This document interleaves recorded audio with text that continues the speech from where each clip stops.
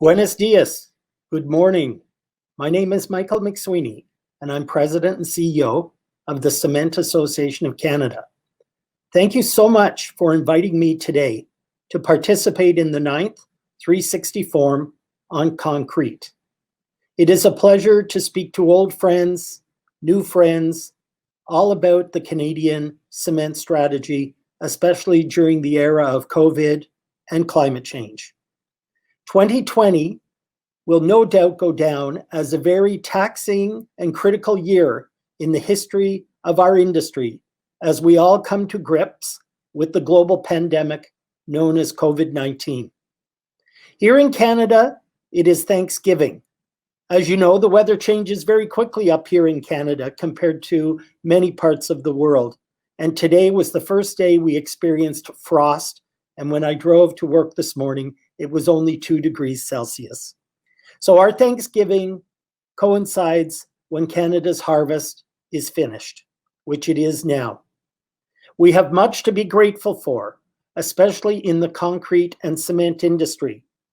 And knowing that our product is the sustainable building material of choice, and that we are working together in North, Central, and South America, and indeed with the Global Cement and Concrete Association to ensure that concrete becomes the sustainable building material of choice. Our material, as you all know, is durable, it's fireproof, it's resilient, and it can last for centuries. Again, as you know, the Pantheon in Rome is almost 2,000 years old. So I want to thank everyone who works in the cement and concrete industry. And from your Canadian friends, have a very happy Thanksgiving. As I mentioned, we are now in the second wave of COVID-19.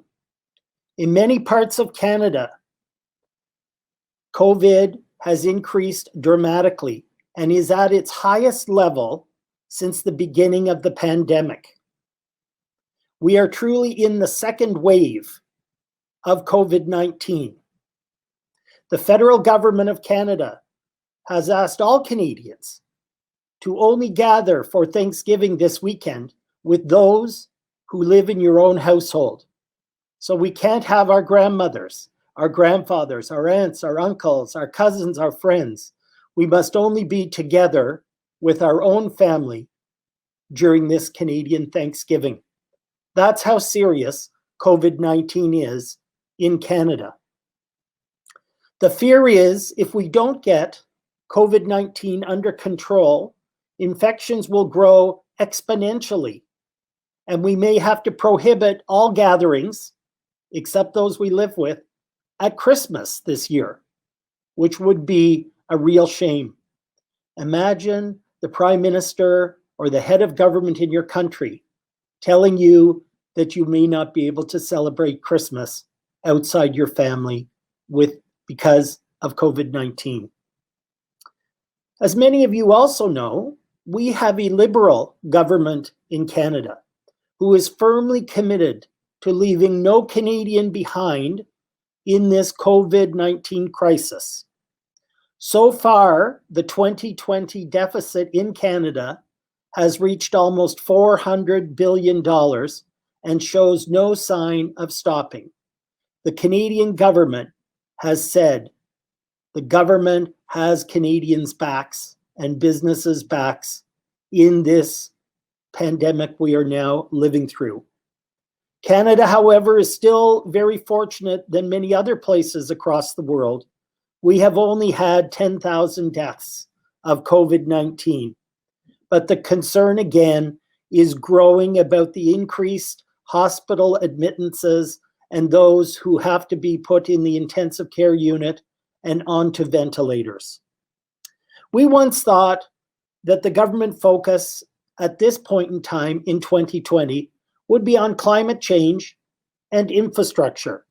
But now the focus has shifted to healthcare, wage subsidies, and paying those who are unemployed due to COVID up to $2,000 a month. Spring and summer shutdowns in the cement industry caused by COVID-19 has placed an unusual pressure on our supply chains and our inventories. Seasonal nature of our business, as most of you know, in the fall, we see increased volumes of cement and concrete being poured as we approach year end. We had pent-up demand this year as a result of COVID-19, which began in Canada in early March and shut down most of the economy through April and May. We also have a resurgence as a result of in construction activity, leading to record high demand for cement and concrete. This is combined with the beautiful weather we have experienced in the spring and fall across Canada, where we are having more and more construction being undertaken, but long periods without rain and this pent-up demand are increasing the supply, the demand for cement. And we are having trouble fulfilling that demand.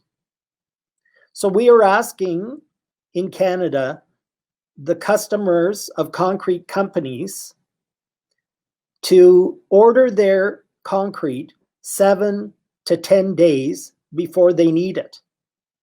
That way, if they do that, we can properly plan and try and service the market. As you can see from this chart, the construction industry suffered about a 20% change in employment in February to April and April to May 2020. Cement consumption in Canada is down after the first 3 quarters of this year, is down 6% across the country. We are having, as I mentioned earlier, difficulty in 2 of our major markets, Ontario and Quebec, because the cement kilns are having difficulty in producing cement. And so we hope that over the next 8 weeks, that with our maintenance workers at our plants, that we will be able to satisfy all of the concrete customers and provide a steady supply of cement. But this can only be done if we plan effectively and work with our customer base. At the outset of the pandemic, fear set in with the public and with governments. We worked very early on in all sectors of the concrete and cement industry. We brought together precast, masonry, block, pavers, pipe, ready-mix concrete. We all came together to develop best practices for health and safety guidelines for employees in the cement and concrete industry. We did this because many governments did not know what to do.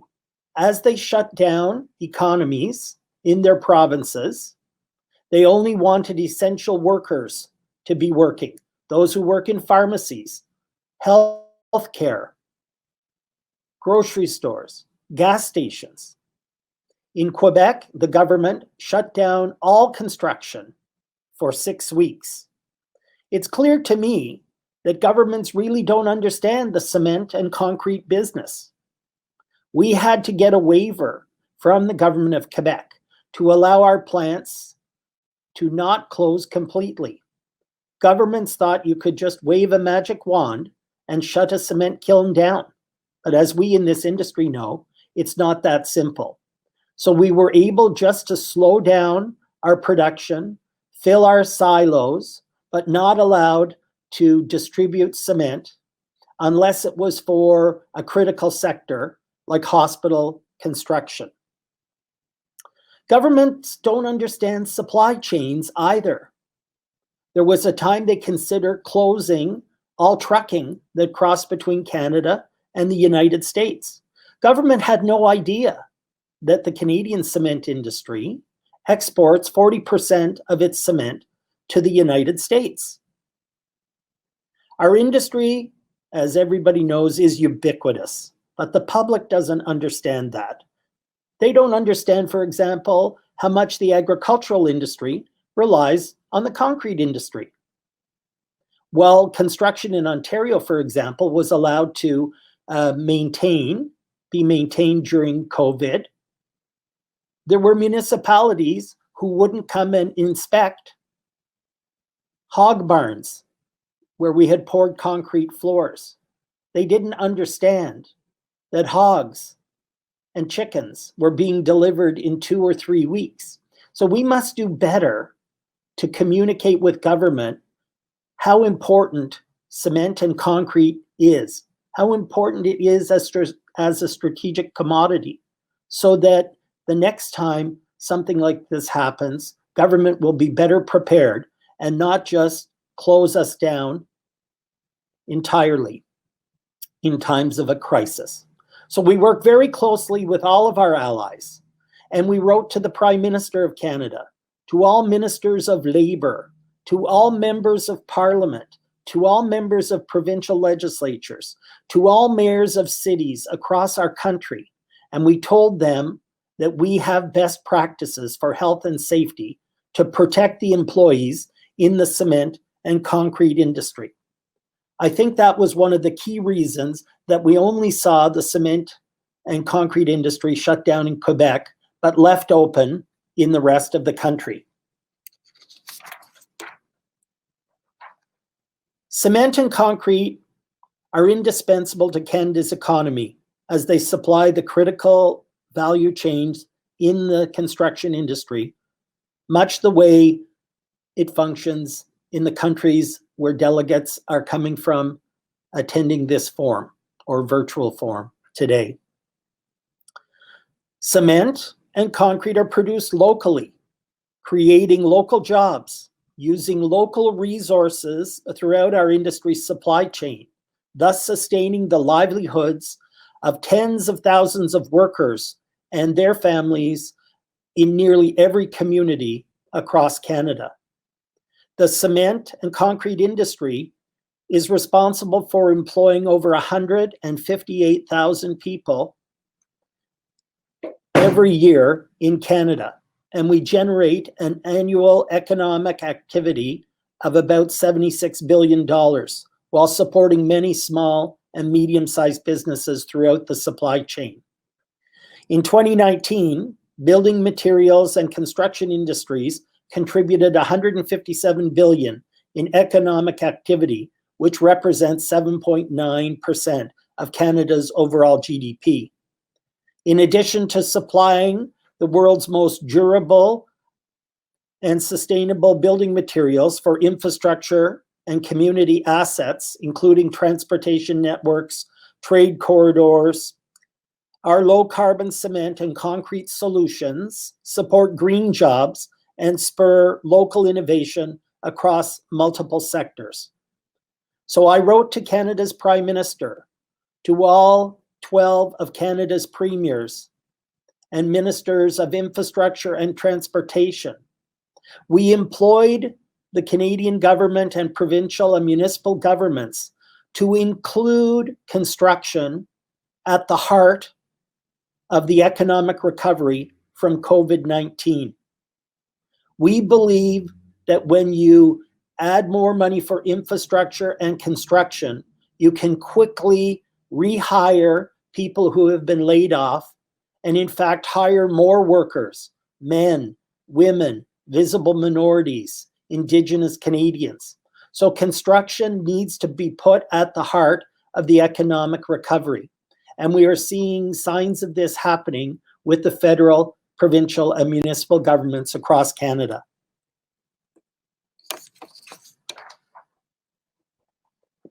Any of you who have heard me speak before will hear me say that climate change is Canada's and the global world's biggest challenge.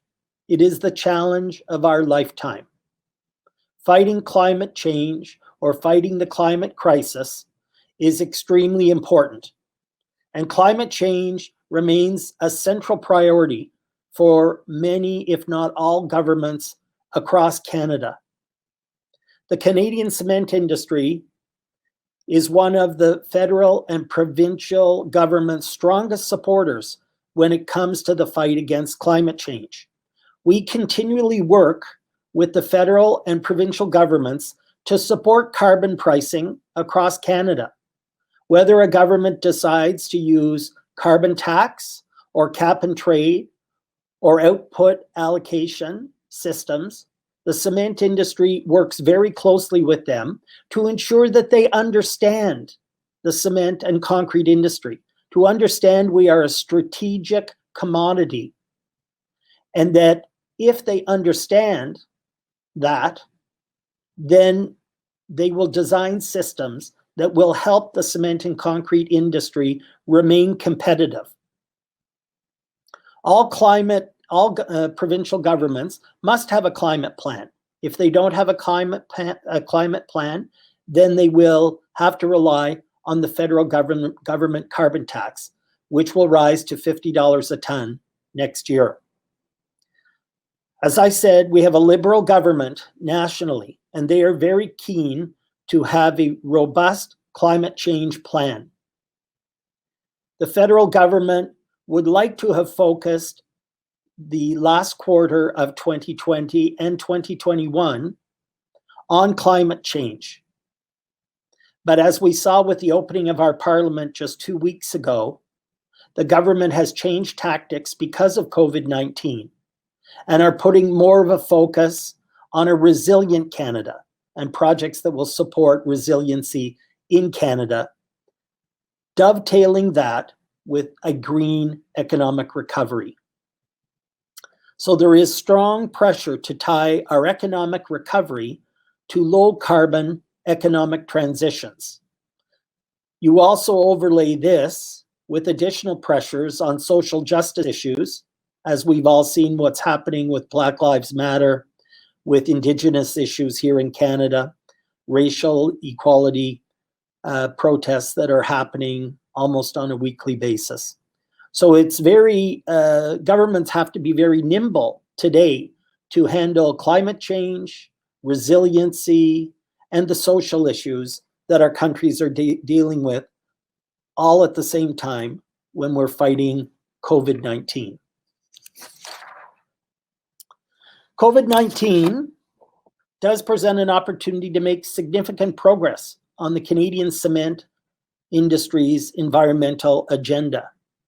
Because we are supporters of climate change and because we have many opportunities to reduce a lot of greenhouse gases significantly across the country in our industry, government is looking to the Canadian cement industry for suggestions on where the Canadian government could invest in our industry to get even more greenhouse gas reductions. In government relations, I always say you need to make sure that your strategy is one that is constant, coordinated, consistent, and that you have a compelling story to tell. I often say government is our biggest competitor. And if we are not talking to government on a weekly basis, on a constant basis, on a coordinated basis with our allies, and if we're not consistent, and if we don't tell that compelling story, then government will not understand and will impose potential regulations that affect the competitiveness of our industry. So we've been active for over a decade across the country. Governments know us. They like the Cement Association of Canada. We have very broad and deep relationships with governments. But more importantly, over the last decade, we have worked very closely to build broad and deep relationships with the environmental community. As you know, the squeaky wheel always gets the grease. So if you are not paying attention to the squeaky wheels in society, then they will have the ability to influence government in directions that you may not want government to go in. Often I say people want to have good relationships, but in order to have good relationships, you must take time to develop those relationships. And our industry is a very complex, yet simple industry.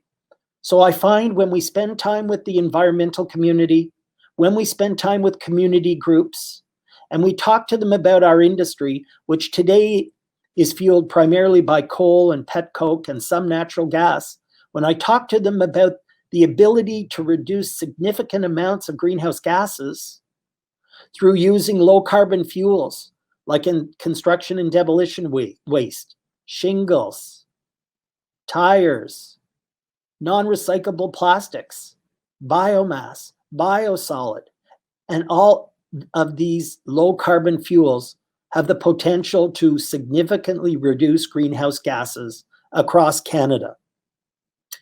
We have, as I said, a great relationship with governments. And in June of this year, Canada's Federal Minister of Environment called us and they asked us to put together a list of projects across Canada that the Canadian government could invest in greening the Canadian economy.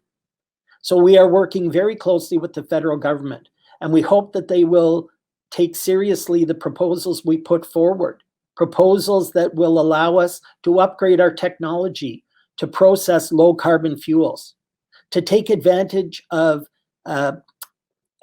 carbon capture and storage technologies, which are just on the cusp globally of being adopted.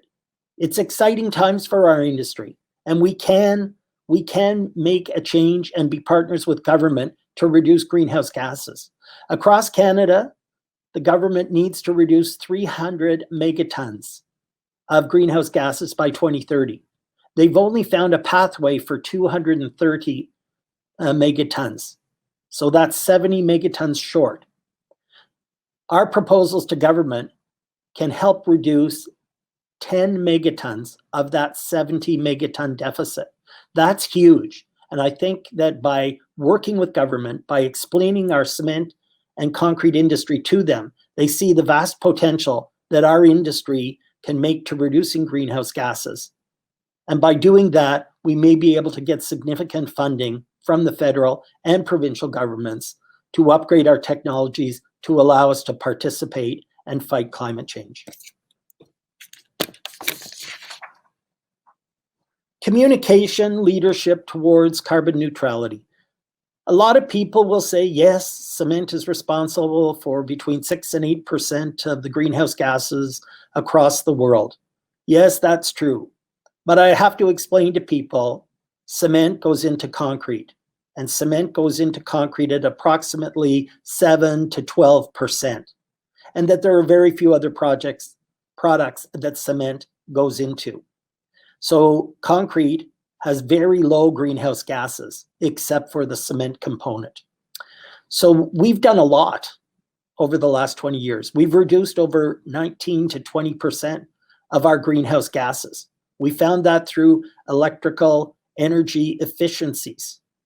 We are now using lower carbon cements. We're trying to move away from coal and pet coke. I often hear as you know, we have an abundant supply of natural gas in Canada. And I often hear policymakers talk about, oh, just move away from coal and use natural gas. But I say to them, natural gas is still a fossil fuel. So we need to look beyond 2030. We need to look to 2050 so that we can produce carbon neutral concrete. We'll do this in the future, as I said, through low carbon fuels, through mineralization and carbon capture and storage. All of this will help us on our pathway to becoming carbon neutral and even perhaps carbon negative. I would encourage all of you to go to the GCCA website, the Global Cement and Concrete Association website. We just had our annual meeting, and you'll be able to download the sessions from there that have participants from some of the world's largest cement companies talking excitedly about the potential to fight climate change and to become carbon neutral in concrete by 2050.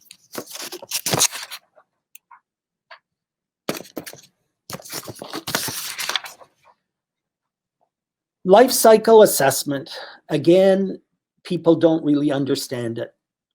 Governments have typically always issued tenders on the lowest cost tender. But we all know when you pay the lowest cost, you don't get the highest value. So we have been working with the federal government and provincial governments to try and get a standard tool to measure life cycle costing across all building materials: wood, steel, and concrete. Let's all count the greenhouse gases the same way.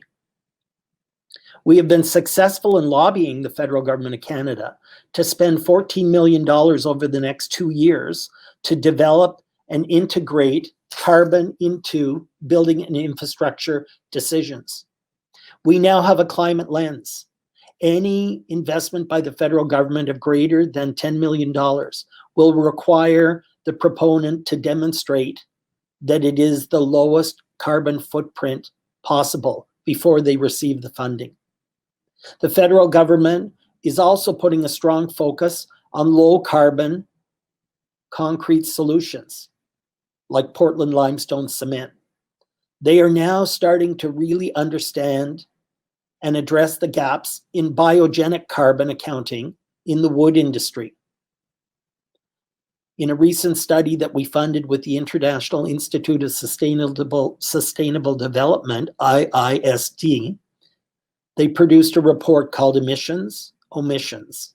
I would encourage you to go to the Cement Association of Canada's website and get this report. This report demonstrated that the wood industry does not count up to 72% of their emissions. This isn't fair because the cement industry counts almost all of its greenhouse gas emissions, and we're on a pathway to indeed count all greenhouse gas emissions in the future. As you know, when you use cementitious materials like fly ash, slag, silica fume, and others, you can reduce greenhouse gases by up to 20-25%. Now, when you add 15% in Canada, when you add 15% ground limestone at the end of the process, you can achieve another 10% reduction in greenhouse gases. That's huge. We've been working with federal, provincial, and municipal governments to get them to mandate the use of low carbon cement using Portland limestone cement, or as we call it in Canada, PLC. This is a no-cost way of reducing greenhouse gases by 10%. Our companies in Canada have decided not to charge a premium for Portland limestone cement, but sell it at the same price as general use cement. So this again is another way of fighting climate change at no cost to the taxpayer.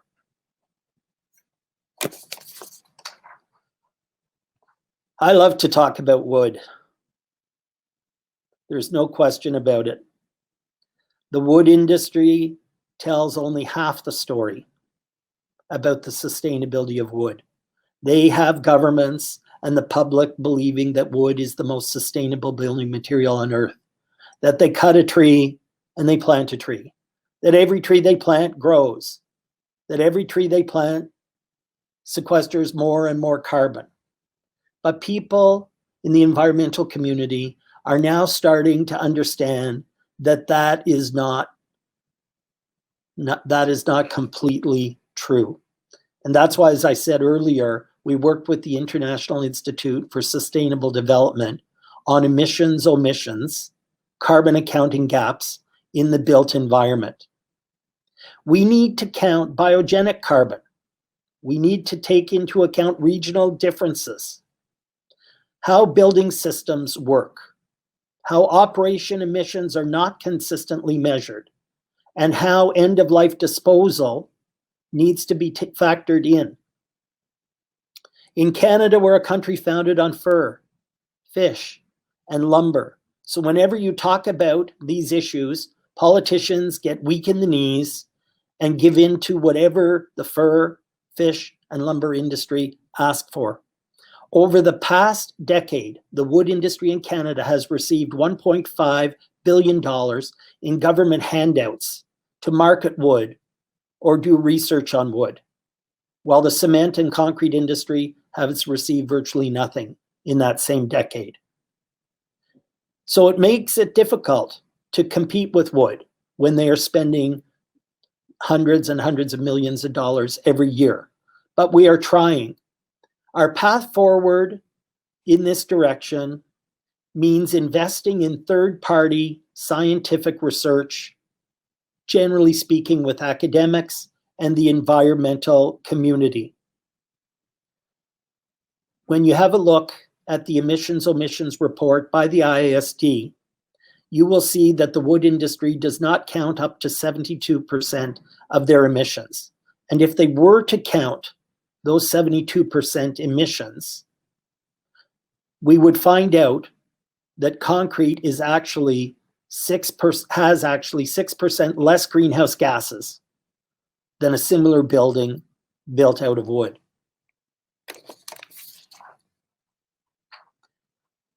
So the IASD modeled a range of uncertainty to support its findings.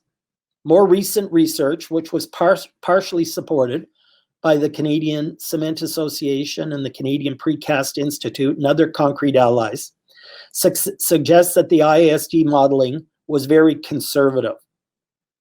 One of the carbon gaps IASD modeled was forest regeneration rates. Most life cycle assessment tools assume 100% of forest regeneration. The IASD modeled this scenario and found out that only 90% of the trees planted actually grow back. But there's more recent data from Ontario that suggests that only 80% of the trees that are planted actually take root and grow. This one shift in accounting for biogenic carbon would add an additional 119 kilograms of CO2 per meter of wood compared to the baseline study that have been used today. So our investment in environmental groups like the Wildlands League, Environmental Defense, Pembina, and others are starting to bear fruit. So I would encourage you to work with your environmental communities, because governments don't like to believe what we tell them, but they will believe what academics and environmental groups tell them. We do think that we are starting to shift the discussion and that the pressure on the wood industry and, more importantly, governments to come clean about the true carbon impact of the forestry and wood products will only grow. Our message is not to disparage wood, but to create an equal level playing field for concrete by subjecting wood to the same scrutiny applied to the concrete and cement sector, and to make sure that they as an industry face the same pressures and costs to invest in lower carbon practices that the cement and concrete industry are facing. For wood, that most certainly means not sourcing their fiber from the boreal forests, from the Californian redwoods, to the boreal and intact forests of Canada's British Columbia coast. They should stop logging in intact forests and move to different forest management regimes more similar to the ones being used in Europe. I'll share a quick story with you. In British Columbia, every year, the forest industry produces 200 million tons of greenhouse gases. Now, 170 million tons of that comes from forest fires, and there's really nothing we can do about that. But 30 million tons a year are from slash piles and from bark and branches being turned into wood pellets and then being burned. So the carbon that is sequestered in a tree is actually released immediately. In fact, we believe up to 85% of a carbon sequestered in a tree is released when the tree is harvested and produced into plywood, 2x4s, furniture, whatever. Really, only 15% of carbon is left in a sequestered piece of wood. But again, the wood industry would have governments and many of the public to understand that 100% of the CO2 that is sequestered by a tree actually remains in the tree when it's harvested. So we are making progress. It's slow. So we will continue to invest in science and data and the academic community to try and get the proper life cycle story told, to count carbon equally in the cement, steel, and wood industry. So the most effective way to reduce GHGs is from buildings. We know that a third of GHGs come from buildings and operations of the buildings and the energy they use over time. So how do we make energy efficiency, longer service lives, and material efficiency the priority when we want to decarbonize the built environment, no matter whether the building is wood, steel, or concrete? So we need to get developers and builders and governments to support low carbon innovation across all materials. We have what's called a 3-screen approach in Canada. We want governments, we want the private sector to use life cycle cost assessment. Choose the building material that gives you the longest life. Also, employ a climate lens. Only build using materials that give you the lowest carbon footprint.